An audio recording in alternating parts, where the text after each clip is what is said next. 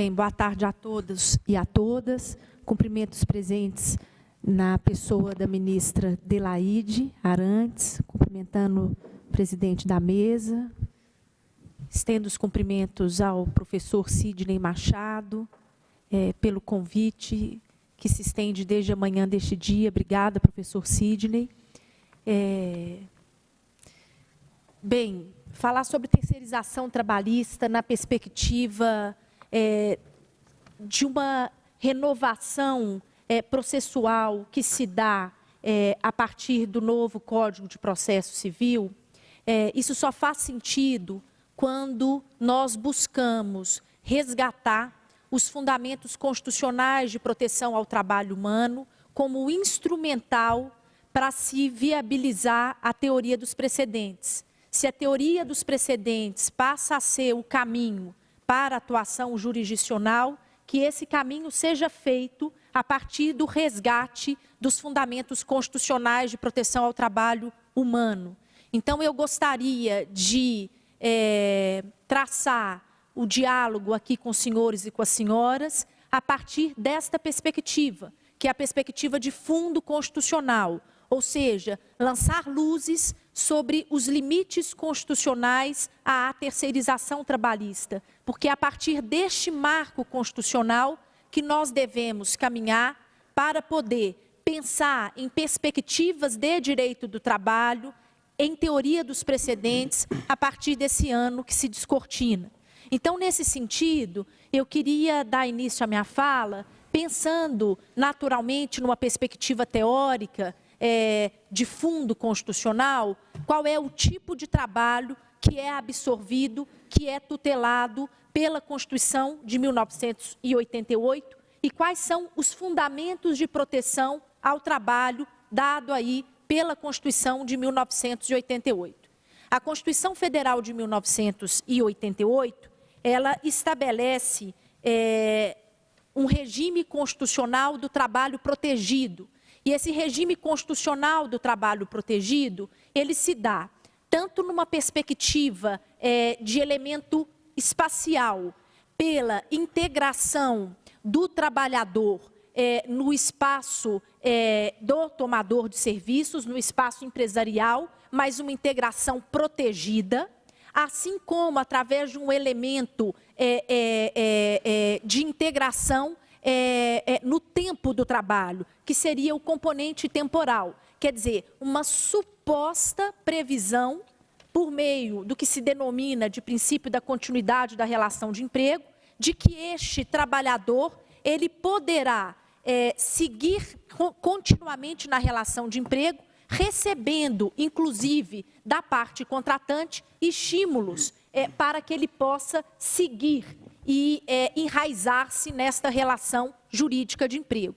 Então, a Constituição Federal de 1988, quando ela cria um sistema constitucional do emprego protegido, ela o faz lançando mão de um rol amplo e complexo de direitos fundamentais e de direitos coletivos, em favor da categoria do trabalhador empregado, seja ele qual for, trabalhador empregado urbano, trabalhador empregado rural, inclusive agora, no descortinar da Lei Complementar 150, uma proteção mais ampla e sistemática para o trabalhador empregado doméstico. Quando nós pensamos na proteção dada à relação de emprego, que é uma relação constitucionalizada, isso significa que a Constituição Federal de 1988, ela estabelece como suporte de valor a dignidade do ser humano. E falar em dignidade sob a perspectiva justo-trabalhista significa dizer que o trabalho que é protegido constitucionalmente é o trabalho que tem ali o rol de direitos fundamentais assegurado aos trabalhadores. Bem, isso também significa dizer, por outro lado, que se a Constituição Federal de 1988 ela tem como suporte de valor no trabalho a dignidade, significa que a Constituição de 1988 ela não ampara, em hipótese alguma, trabalhos que não dignifiquem o ser humano. Por essa razão, não é tolerado pelo texto constitucional de 1988 trabalhos realizados em condição análoga de escravo, ou trabalhos que precarizem a condição do ser humano. E é nesse sentido que nós adentramos no tema da terceirização trabalhista. Porque a terceirização trabalhista, ela estabelece uma modalidade de relação de trabalho rarefeita, uma possibilidade de relação de emprego rarefeita, uma relação de emprego de baixa densidade normativa constitucional, uma relação de emprego que possui uma roupagem formal, mediante registro e observância esquemática de direitos trabalhistas, mas que padece de um déficit de efetividade em relação aos direitos constitucionais trabalhistas. E por que é que esta relação ela padece de um déficit de normatividade, de efetividade, melhor dizendo, em relação aos direitos constitucionais trabalhistas? Bem, por que é que essa relação de trabalho terceirizado não permite que os códigos de segurança no trabalho, que são lançados pela Constituição de 88, se concretizem? Porque nós temos uma série de direitos fundamentais na perspectiva individual e coletiva que não se concretizam ou que se concretizam precariamente nesta roupagem que se estabeleceu pela terceirização trabalhista. Então, nós podemos aqui lançar a mão de algumas facetas de precarização que não são amparadas pela Constituição de 88 e que, portanto, não refletem o sentido de direito fundamental ao trabalho digno e que vão, de fato, nos levar à conclusão de que a terceirização trabalhista, dentro da roupagem em que ela é estabelecida, ela não foi absorvida pela Constituição de 88, o que nos exige propor limites constitucionais à sua utilização, que seria aí a segunda etapa da minha fala. Então, apenas para concluir, por que é que a terceirização trabalhista, ela nos apresenta um déficit de efetividade social, de fundo constitucional? Primeiramente, a terceirização trabalhista, ela frustra a organização dos trabalhadores em torno do sindicato que representa seus efetivos interesses, minando-lhe a força de coalizão para negociar e conquistar a melhoria de suas condições sociais. E aqui é muito interessante, porque o que se observa em relação ao trabalhador terceirizado é que não apenas há uma dificuldade de inserção e de compreensão dos direitos que podem ser coletivizados, inclusive pela sua integração à real categoria de representatividade, que seria a categoria dos trabalhadores vinculados à empresa tomadora de serviços, mas porque também esses trabalhadores terceirizados, eles sofrem uma rotatividade considerada, segundo os dados estatísticos, os últimos dados estatísticos, considerada brutal, porque é uma rotatividade praticamente anual. O Márcio Postman, que é um economista de ponta em relação ao mundo do trabalho, ele nos apresentou há cerca de 2, 3 anos atrás, mas ele ainda continua reforçando esse dado estatístico, que o Sindicato dos Empregados em Empresas de Prestação de Serviços a Terceiros do Estado de São Paulo, ele compilou os dados da rotatividade dos trabalhadores terceirizados no Estado. 8 a cada 10 empregados terceirizados são substituídos a cada final de ano nas relações de emprego. É claro que isso gera uma série, poderíamos dizer, de efeitos colaterais na perspectiva trabalhista. Primeiro, uma dificuldade real de vinculação coletiva, de construção de uma identidade coletiva para a fixação e reivindicação de direitos, de melhoria de condição de trabalho. Obviamente que a rotatividade no espaço de trabalho também esvazia, em grande medida, as possibilidades coletivas do direito de resistência, por exemplo, o direito à greve. Nesse sentido também, outra perspectiva que fica enfraquecida, se não suprimida, é o direito ao gozo de férias. Nós sabemos, e esse é um dos pontos mais dramáticos nas ações individuais que são postas na Justiça do Trabalho, que é exatamente a demanda patrimonial do trabalhador empregado terceirizado, pelas férias não gozadas, porque este trabalhador é submetido a sucessivos contratos de trabalho. E este problema torna-se ainda maior quando nós adentramos na perspectiva da administração pública. Porque aí, descortinar esse problema torna-se um drama quase insolúvel para o intérprete do direito do trabalho.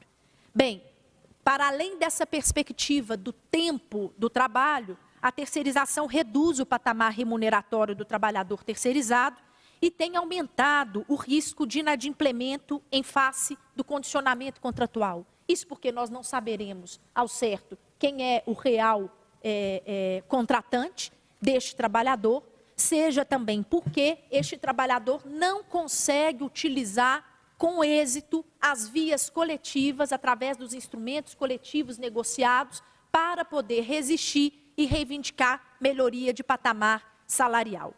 Bem, a terceirização, ela provoca evidentes sinais de discriminação no espaço de trabalho, então os dados são também dados significativos de práticas de assédio moral organizacional em face dos trabalhadores terceirizados, o que obviamente provoca, como já dito pela colega palestrante, um espaço de invisibilidade no trabalho, na perspectiva da psicodinâmica do trabalho. Esse trabalhador terceirizado, ele não consegue reconhecer para si e para o próximo a importância da função que ele realiza, porque, na realidade, ele é identificado por si próprio e pelos próximos através do modelo de contratação que se estabelece. Lembrando aqui que esse é um modelo de trabalho absolutamente fragilizado. Então, ele se identifica como trabalhador terceirizado e não como o porteiro, o vigilante, o contador, o professor e assim sucessivamente. Bem, a terceirização promove a redução de investimentos em medidas de proteção à saúde e segurança no trabalho, com eliminação de benefícios sociais diretos e indiretos. Os dados estatísticos são assustadores em relação ao número de acidentes de trabalho que se estabelece com a categoria dos terceirizados. Não bastasse isso, na perspectiva judicial propriamente dita, a terceirização também vai trazer dificuldades para alcance pelo trabalhador de garantias responsabilizatórias acerca de seus créditos trabalhistas. Bem, isso porque, além da dificuldade do reconhecimento do tomador de serviços, as próprias rescisões contratuais prematuras dificultam que esse trabalhador identifique o caminho responsabilizatório do tomador de serviço, seja ele uma empresa privada, seja ele administração pública. Então, não há dúvidas, neste primeiro momento, de que a terceirização, tal como posta, ela vai estabelecer um déficit de efetividade normativa constitucional. E, por essa razão, ela precisa de limites. E esses limites, obviamente, concordo com a colega quando ela diz da necessidade de fixação de um padrão regulatório sistematizado para que nós possamos ter uma sensação, mesmo que ilusória, de segurança para atuar, especialmente na perspectiva de grande parte dos senhores, que é a perspectiva jurisdicional, mas também para que essas premissas constitucionais de proteção ao trabalho possam ser o norte de fixação de relações de trabalho empregatícias no país. Bem, então fica a pergunta para nós, que seria o segundo movimento da minha fala. Se nós temos, a partir deste momento, a necessidade de lidar com os precedentes judiciais e, portanto, fixar parâmetros de fundo e de fundo constitucional como balizas para enfrentar um futuro e que não seja um futuro de precarização e de precariedade do mundo do trabalho, porque esta não é a diretriz constitucional. Quais são as balizas constitucionais que devem ancorar o nosso raciocínio jurídico.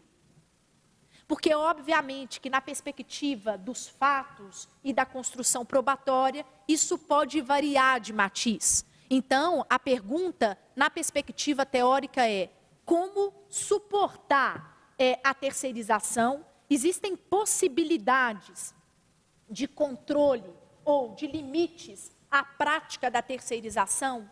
Existem possibilidades de resgate da efetividade normativa constitucional ou de proteção ao sujeito trabalhador?